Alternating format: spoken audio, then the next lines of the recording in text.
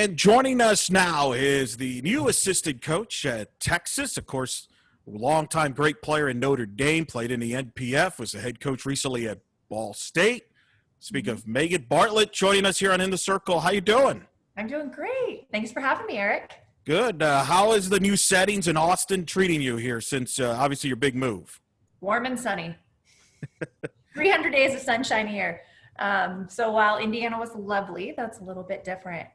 But it's great. We are thrilled to be a part of the Texas Longhorn family, and crazy times right now, but the transition went relatively smooth. Yeah, it's been a great family move. It's been a happy fit, so we've been pleased.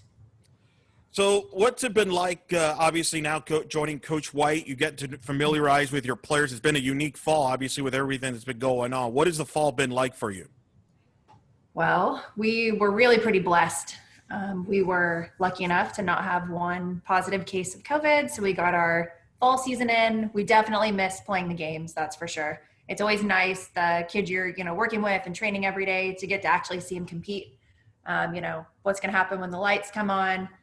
We got to play a couple games on Longhorn Network, which was a blast. But we will definitely be really excited for the spring that we can beat up on somebody else, not just our pitchers and ourselves.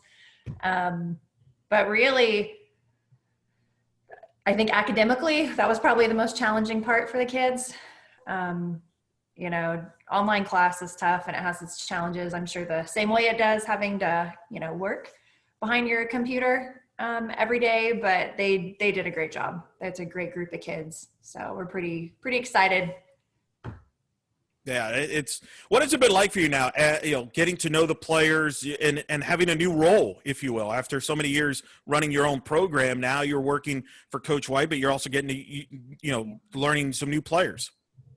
Yeah, it's been fun. It's definitely different. I am definitely blessed in Coach White. That's for sure. The one thing the man does not do, he is not a micromanager. It's like, he'll just look at Coach Singh and I, and he's like, go do your thing, go do your job. So in that respect, I'm really very thankful for him. He's such an intelligent man, and he's such a calm, cool personality. So definitely absolutely trust his instincts and opinion, especially when you're trying to learn new kids and new personality dynamics. That's definitely, to have a head coach that's, clued in and has a good relationship with his players helps tremendously when you're trying to put the pieces of the puzzle together. But yeah, the transition's really been pretty good. This group of kids, they know how to win, and they're hungry and they're feisty. So things I can definitely, I guess see eye to eye with them with, and I'm excited. I'm excited for what the spring looks like, but they were welcoming and lovely, and it's been a pretty happy fit. What is it? You mentioned you're getting to know the players. Obviously, a lot of talented players. You get Miranda Ellis being among them. What's it been like? What have you learned about some of these players and the talent that they have? Obviously, they're super talented players, but what have you learned, the biggest thing you've learned from the fall? Yeah, this group in particular, they really they speak well to the standard, and they hold themselves to a standard. They hold their teammates to a standard, and I think that's really a part of what makes Texas softball special. I think that's something Coach firmly believes in, and especially out of his veterans, they don't take a rep off. They don't take a day off. They're locked in, they're hungry. They act like professionals. I mean, they really do. And that's how they train, and that's how they operate. So that's not that we didn't have kids like that, but I think when you have kids that all they talk about, right, is playing in the spring and competing for championships, and what it's going to be like to put our cleats, in the dirt in Oklahoma City, and they want to win the first national championship at Texas. And I think it's a very real thing. It's a very tangible goal, and they're really very locked in to their commitment to that goal. How long have you known Coach White? Just take us through the process. What's, this situation kind of came up, because you obviously were happy at Ball State. Just tell me how that whole process came about and what made you decide to join him here at Austin. Yeah, he's a very smart man. He's a very, very bright man. So when everything, the world kind of went dark in March, and the season ended, there was a group of, I don't know, probably 20 hitting coaches in our sport that got together and we just started doing weekly Zooms. And I, over the course of the years, I'd befriended Jimmy Kalidas, who was Coach White's recruiting coordinator at Oregon for a long time. And got a random text message one day from a guy named Steve Singleton. And he's like, hey, you want in on this? We're going to sit around once a week and, sit and talk shop and hang out. And I was like, yeah, sounds great. And we kind of got off a random tangent of skill acquisition, kind of, all the crazy things people are doing to train hitters these days. And those weekly Zoom chats were a ton of fun. And they kind of grew a little bit. And lo and behold, apparently that ended up being a job interview. And I had absolutely no idea. I'm just throwing my 2 cents in as it goes, and we're all just hanging out and having a good time. So yeah, really, I guess it was the middle of July, right before the big announcement came out. I had kind of created a bit of a relationship with Coach Singleton, and we talk hitting and all aspects of the game, and he's fairly new to the sport of softball. So we had some interesting conversations just about, especially defensively, the nuances and things like that in the infield. And then, Sting had kind of mentioned like, hey, like Chelsea got the Cal job. We're super excited for her. What do you think about coming on board? And I was like, thank you. Very, very humbling and flattering, but, Indiana's home, and I love Ball State and my kids where I'm at. And then I got a call from Coach White. He is a good recruiter. Like, if we can do nothing right at the University of Texas, hopefully we can evaluate some pretty decent talent, because I sure know that we'll be able to recruit them. So he made a pretty convincing argument, and we immediately hit it off. And I have so much respect for him and how he operates. And he's such an intelligent man and understands the the intricacies and the biomechanics of what we do. And, of course, how the pitches work and, how the body moves and hitting, but he doesn't overcomplicate any of it, which I think is fascinating. And I think that's part of just how he grew up, right, in New Zealand. And they didn't have people who instructed them to do things. He watched somebody older than him do it, and somebody watched him do it. And it's kind of monkey see, monkey do, and it's how you learn. And it's brilliant, because I feel like he's really created an environment where the kids are able to just compete and go after it and play and get it. And you don't get kids that are kind of mentally spinning their wheels because he doesn't believe in it. And that's, not how we train him and not what we do. So from many angles, it ended up just being an incredible opportunity. I don't know if the timing was good. I mean, we're in the middle of a pandemic, but just something I couldn't say no to. Eventually, I'd love to be the head coach on a national championship team one day. And if I wanted to do that, I was going to have experience at that level. And I don't know that there's a better staff to work with and learn from. It's been a really happy fit. So took a leap of faith and landed in Austin, but it has been a really, really happy fit. Very grateful for Coach White and Coach Singleton. Sounds like you've even learned stuff from him that just picking his brain and just being around him, you're learning things. Is that also part of the, hey, here's a chance I'm learning some things from one of the best head coaches in the country? Oh, absolutely. Every day. And he loves to talk the game. So I think that's, you could just sit and get down a random rabbit hole, some crazy nuance of our game with Coach, and how his brain works is pretty fascinating, actually.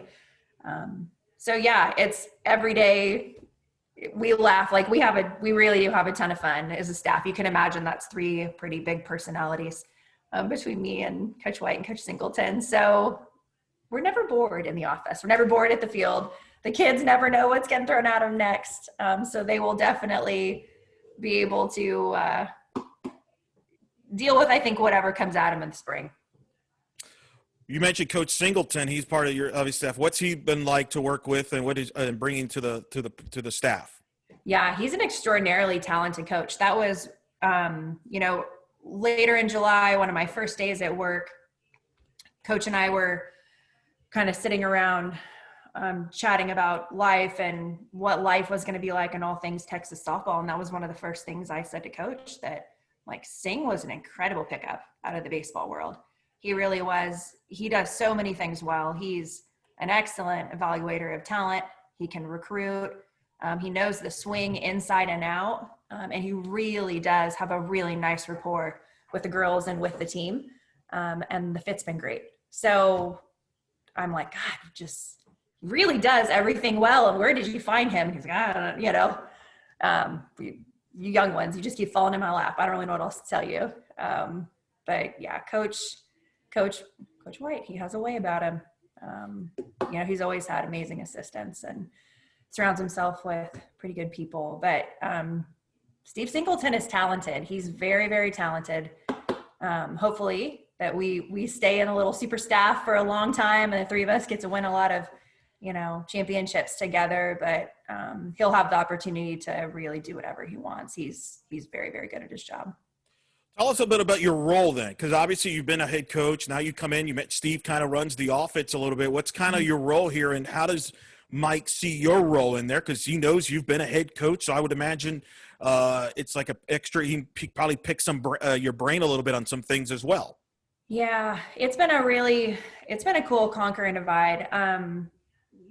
Sing takes the lead on all things offense, and I'm a bit of a stat rat, so I've tried to chip in with the productivity and some of the offensive programming and skill acquisition pieces. But he's actually, we're kind of conquering and divide with the defense. So I've taken the outfield, he's taken the infield. We both kind of work with the catchers. Coach, of course, has the pitchers. But yeah, Sing's the recruiting coordinator. So just by nature of, he's been here and he's got awesome relationships tons of people in travel ball, but of course, namely for us, very important that we've got great relationships with the Texas travel ball teams. There's talent. Texas is just such a talent-rich state. But that has left me to work very closely with Coach White and helping him kind of manage the nuances of the team, me being the female on staff, and then of course the staffing and making sure that we have the best support staff in the country. And I think we do. We just hired an incredible director of operations. Keely McMillan is an absolute pro and she's incredible at her job. And I think she frees us up so much and allows us to spend more time with the kids and work, making sure the culture stays in the right place and building relationships with them. And, Nick Williams, our video technician and our jack of all trades, kind of helps me keep the pulse on the sabermetrics and measurables and runs all of our tech. And Nick works his tail off. So trust me, there is definitely enough work to go around. It's a big athletic department. I think over 300 people work in it. So the kids have so much at their disposal. That's one of the amazing things of Texas. I don't know that there's a better place to be a student athlete in the entire country. Multiple academic advisors that just work with softball. Our nutritionists are incredible. Our trainer, Cassie, is wonderful. One of the nicest weight rooms in the country that we just share with baseball. These kids, they have everything at their fingertips and at their disposal, but that does take a fair amount of coordination to figure out how it fits in with what the vision Coach White has and what we foresee being the best avenue and the best use of time for our athletes, and a lot of decisions to be made in the most wonderful way possible. What has it been like as a staff with this team? Because obviously there were some players that came back to, obviously with the extra year of eligibility, they probably weren't expecting back. It's an expanded roster. Just describe the roster management, if you will. We really are pretty lucky. We started the year with 25 and we since lost one to injury. So we just have a roster of 24 kids right now. And we are lucky enough to have a wonderful volunteer assistant coach, Miss Courtney Gettins.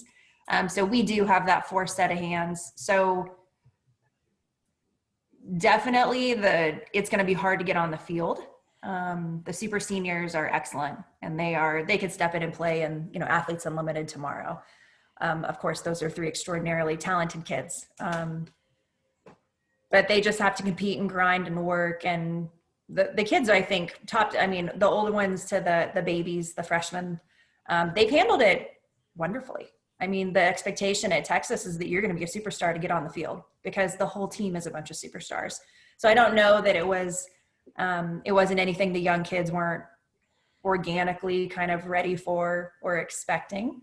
I think the not so much for us, the size of the roster, but just that while we had a fall that really went off without a hitch while we had them at the field due to the nature of COVID, we could only have them at the field. So that's just kind of, it's been tough with the team bonding pieces. And, I think there were 9 newbies when the year started, a couple transfers, and, of course that group of freshmen that it just took them a while to settle in. I mean, that's hard. And the older kids are dynamic personalities. Let's go with that. They're extraordinarily talented and they're wonderful competitors. But you can imagine as an 18-year-old, you walk in and you're like, oh my God, Mariah Copo and Miranda Ellis and Lauren Burke. And, they're seasoned and they're quite funny personalities, but they are big personalities. So that piece was tough because they couldn't spend any time together really outside of the field. They could obviously with whatever like house or apartment they live in, they could spend time with those people, but it definitely, that's been the toughest part. And I don't know that anybody in the country is really in a different, place than that with their team, but we would prefer they spend all their time together because it's their, best friends and their sisters and their teammates and the people they're going to, be on the front lines with and grind next to. And they're going to face a pretty high pressure, high stress situation, together all fall or all spring. So that piece was a challenging, other schools are coaching 30 plus kids, and I don't know that most people have a volunteer right now. So I could see at a lot of places that's just been chaos. Who are the leaders on this offense from what you've gathered here so far in this fall? Who are some of the leaders and people that people could depend on when they see you on the field here in 21? Yeah. Well, we're very lucky like that. That's what I can tell you. Janae Jefferson is one of the best players in the country. Not only is she dynamic at the plate and her game continues to evolve, and her hand-eye coordination is insane, right? And she's a wizard with her barrel control, but she continues to get more powerful and get stronger and crush it in the weight room. And my God, she's probably the best defender. And I played with some incredible defenders, but one of the best defenders I've ever seen play.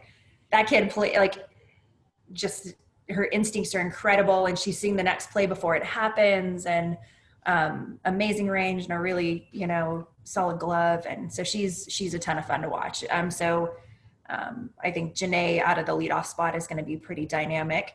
And then of course you have this trifecta, I suppose we're calling it. Then you've got Lauren Burke and Courtney Day and Mariah Copo and Shannon Rhodes and Caitlin Washington. My goodness, we've, so to say we have a couple kids, I'm like, where we're blessed, we've got 5, 6, 7 that can really do some dynamic things at the plate. I don't think you get much of a break when you're facing Texas, which we're pretty excited about. But yeah, I think I expect Lauren Burke to have a breakout year. She can do it all from the left side. She's got great eyes. She barrels the ball up well. She hits for contact. She can hit for power. She can run a little bit.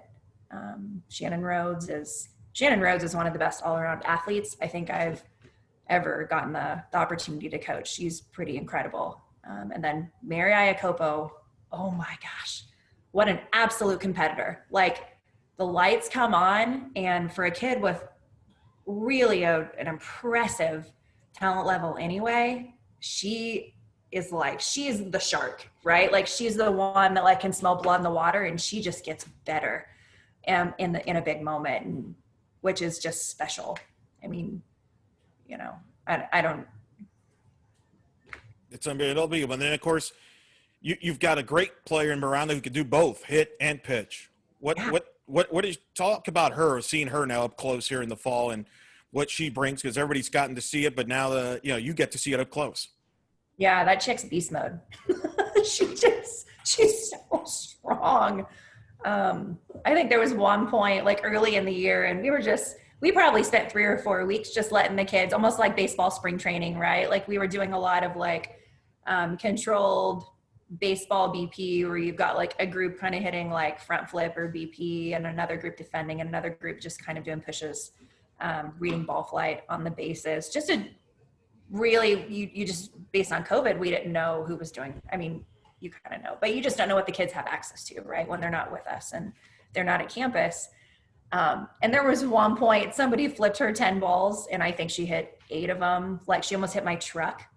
It was parked in the parking lot behind the right field wall. And I was like, oh God, you know what I mean? Like, right. I get it. Like it's front flip, and not that we hit a ton of that ever. And we were just kind of letting them get warm, but I'm like, I don't even know if the kids picked up a bat in the last couple of months. And then Tank's like 8 balls, straight over, 30 feet over the right field wall. I'm like, oh. So she's another one. She's just a competitor. Like her skill set is so good, and she's worked so hard to perfect the things she's good at. But then you turn the lights on, and like, man, that chick is an incredible competitor. So yeah, she's been a joy. She's been a really, really just good kid, loyal kid.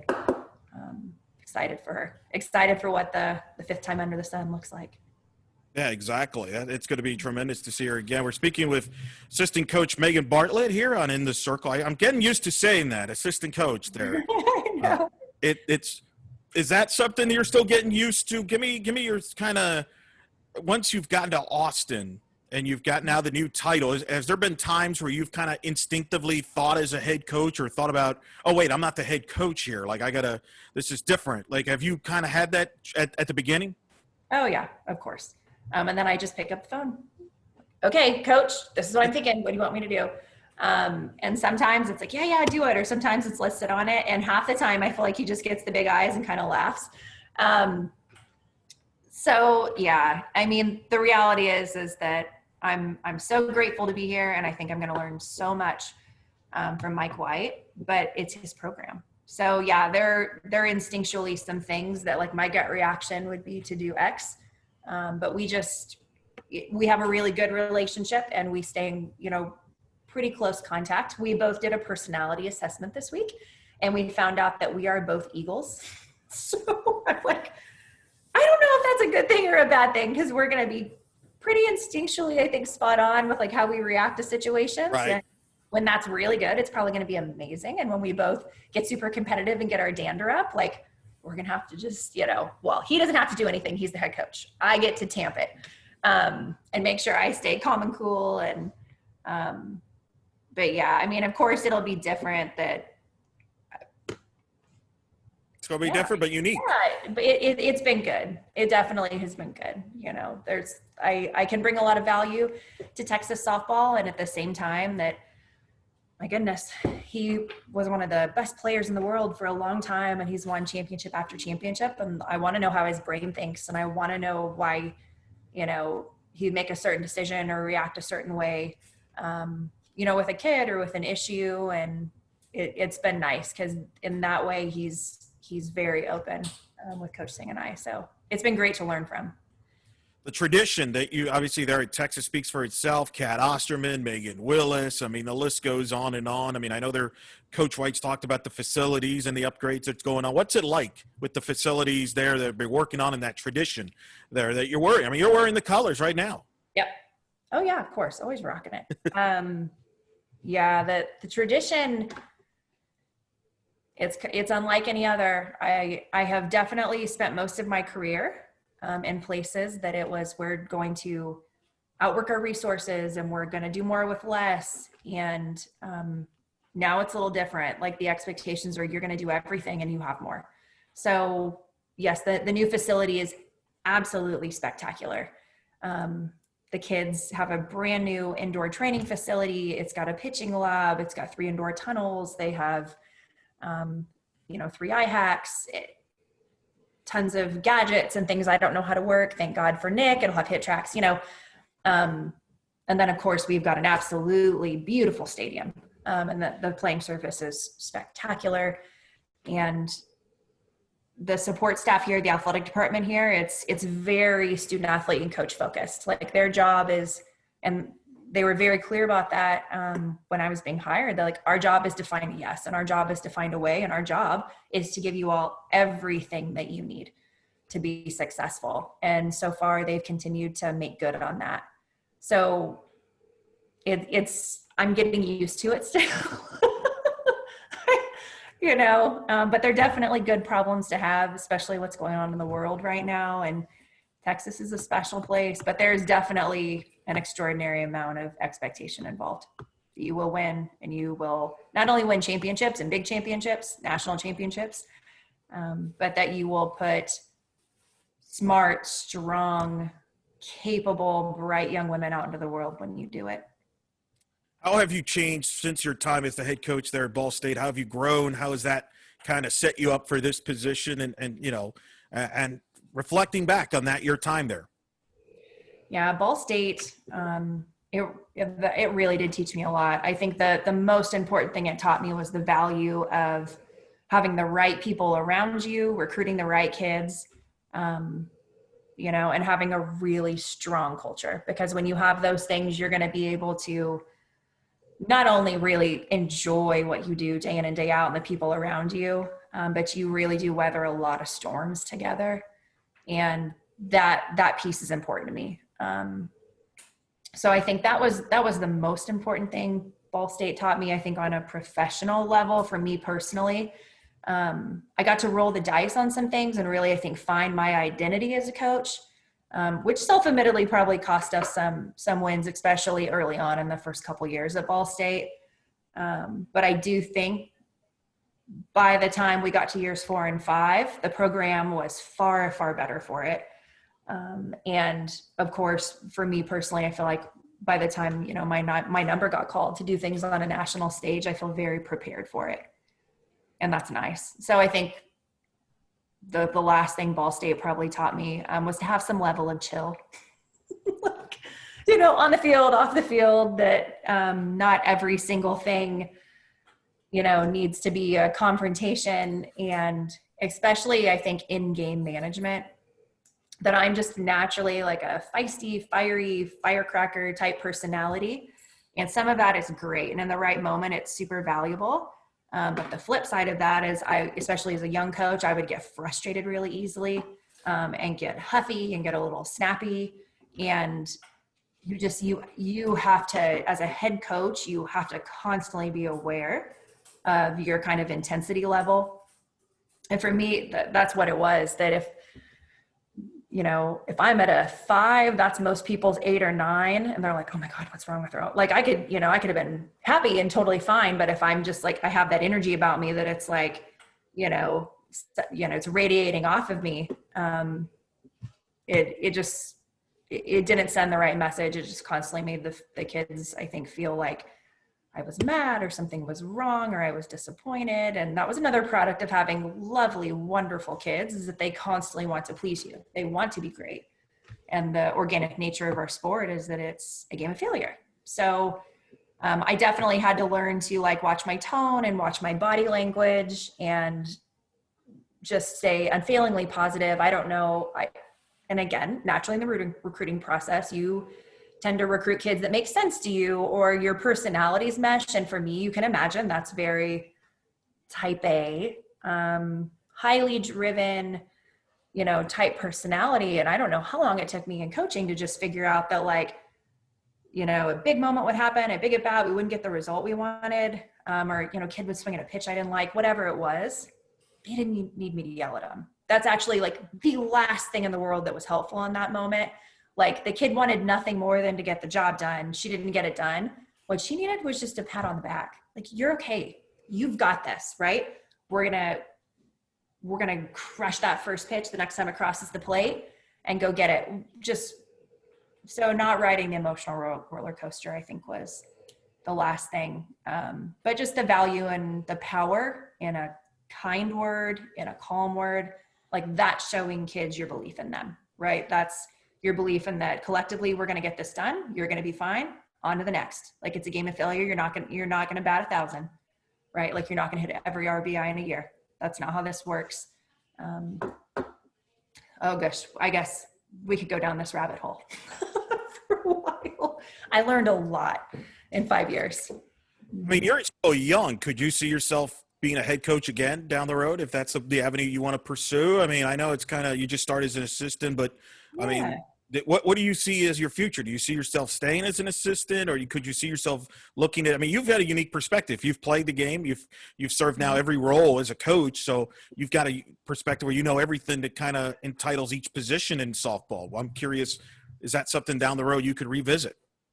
That's so funny because I think it's so funny. Those questions immediately happened after the announcement came out this past summer that I was leaving for Texas. And I think I told somebody I checked the crystal ball out the window and it bounced down the highway on our way to Texas. I don't know. We love Austin. I can tell you this has been a really good move for our family. My girls are in incredible schools. My little one goes to preschool at the University of Texas preschool that's right behind our field. And my older one, you know, we're in an amazing school district. So the family fit piece has been really happy. I just don't know. I mean, Coach White keeps telling me he's not going to coach forever. So I'd be happy to be the next head coach at the University of Texas when he retires. Might have to wait a while for that one. I have no idea. I think anytime you're a wife and a mom and you do this for a living, there's so many things, you know, that factor into making any kind of big decision like that. So I don't know. Well, you got plenty of time. Moving is the worst. I don't know. Yeah. Yeah, moving's tough. I mean, Oh my but, gosh. you got plenty of time. You got plenty of time to figure that out. And who knows? Coach White, I think, has a lot of time still to coach. So you may not have to make that decision for a while. Tell the audience about your playing career, because you played at Notre Dame under Coach Gump. We just had her on recently, spoke glowingly about you.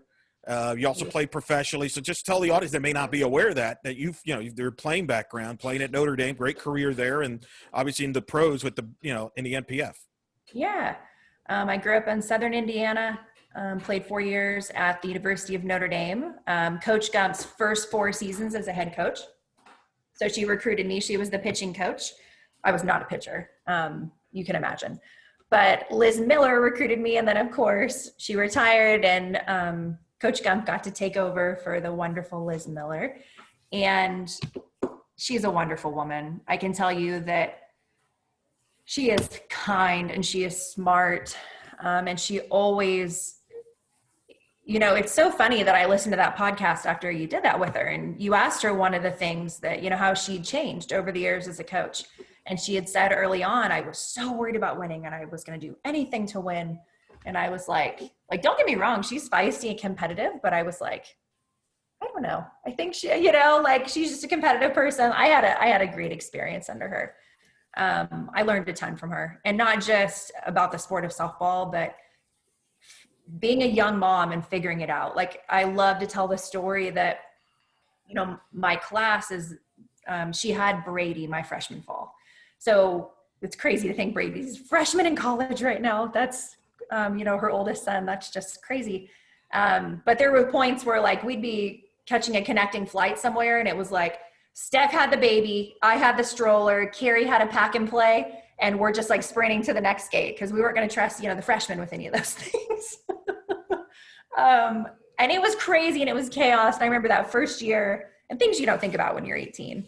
But you know, John and the baby, they were on the road with us all spring. And so it was a wonderful family environment. And I, now looking back, I understand because I did it, but before that, she just must've been constantly like stretched so thin. And so, you know, it's stressful and you're trying to be, you know, wonderful and be the best mom you can. And you're trying to figure out who you are as a coach. And of course, coaching at Notre Dame, again, very, very high expectations about the, you know, the way you play ball and how you win and what kind of young women you're putting out into the world. So yeah. But yeah, I was a 4-time All-American at Notre Dame, and we won 4 regular season titles. We won 2 Big East championships. We hosted regionals when I was a senior, which I'm pretty proud about. So yeah, it was a ton of fun. Notre Dame is a special place with special people. One of the best decisions I've ever made. and then went on to play for the Chicago Bandits.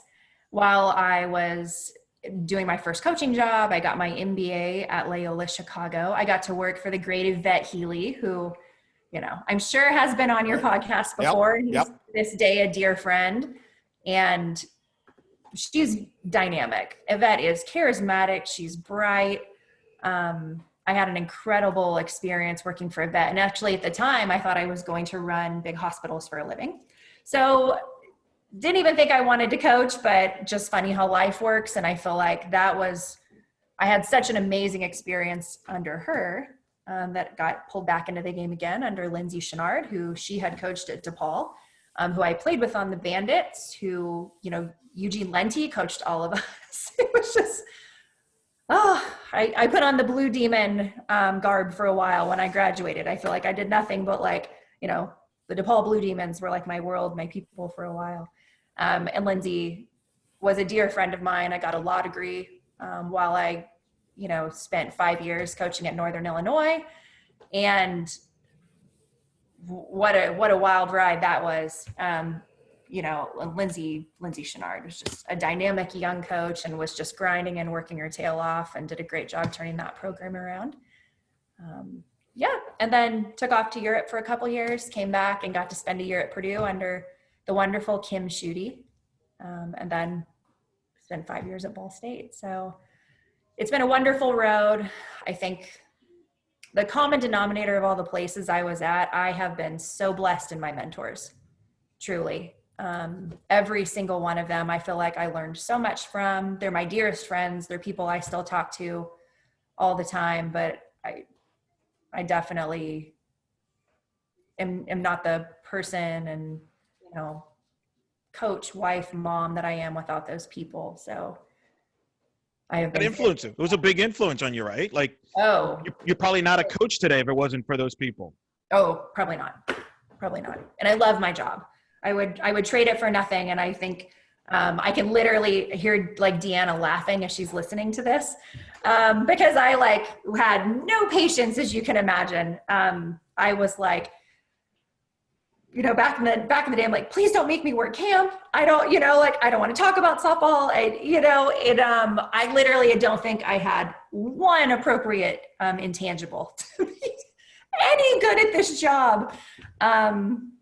So lucky that I enjoy people and I create relationships really well. And that's probably the basis of how I stuck in the sport so long. And then started, you know, to grow up a little bit and be a little more patient and learn to communicate a little bit better.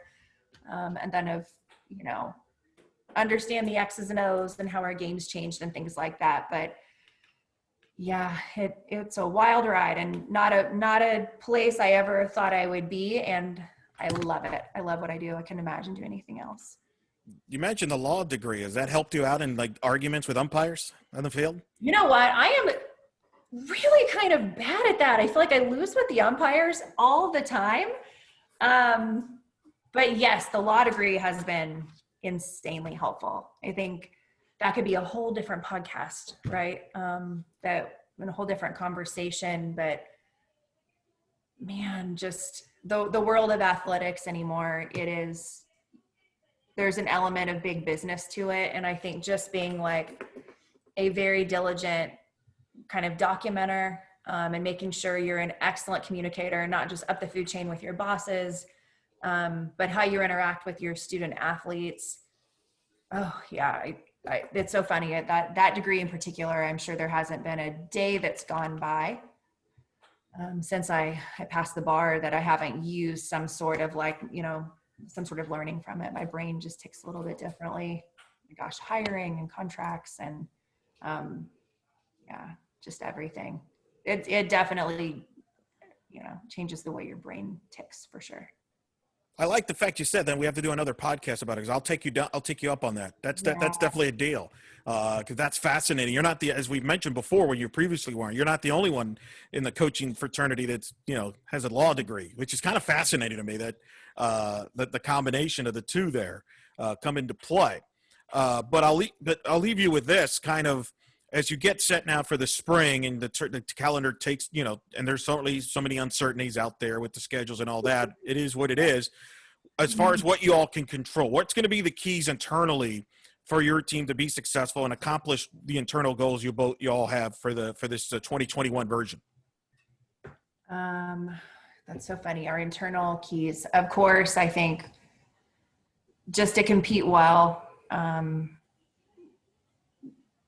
I think he's just controlling what we can control. I think if we don't make any one moment bigger than the other, we're going to be in good shape. If we stay healthy and our kids just compete the way they're capable, we're going to have a real good shot every day we show up to the ballpark. But then what does it look like if, we're traveling in 2 buses and one whole bus goes down with COVID? So of course on our end, we're going to be very strategic and thoughtful about, who's rooming with who and how and things like that. But inevitably there's going to be a day, or multiple days where you're going to have to rely on your depth, and it won't just be the, top 10, 11, 12 kids on your depth chart. That people are going to get some time, and hopefully when those kids' numbers get called, right, they embrace the moment and they step up and they don't let the moment get too big and they get after it. So I think this spring in particular, it'll be one for the ages. There's definitely going to be a ton of adversity and inconsistency and things thrown at them. But we're lucky. We've got a pretty veteran group and a pretty tough bunch of kids. And I think they're ready as you can be for those things. And again, they have a pretty strong sense of self. We've got a pretty, the bulk of the starting lineup is 22, 23-year-olds. And I think, again, a pretty strong sense of self about how they internalize things and how they handle things, and just let them go get it. Yeah, and they've been through it, and hopefully, though, I know they'll be excited to get back on the field after everything that happened in 2020, how it ended. I think there's not a taking it for granted. There's no taking for granted every time you take on the field, right? I'm assuming you've gotten that sense, even on practice here in the fall, that there's a little bit more appreciation, if you will, or sort of like maybe than a normal fall would have been, right? Yeah, absolutely. They're good kids. They work hard, they grind for each other. They'll do Texas proud. I think they're pretty tough. They'll fight. So we're just got to make it happen.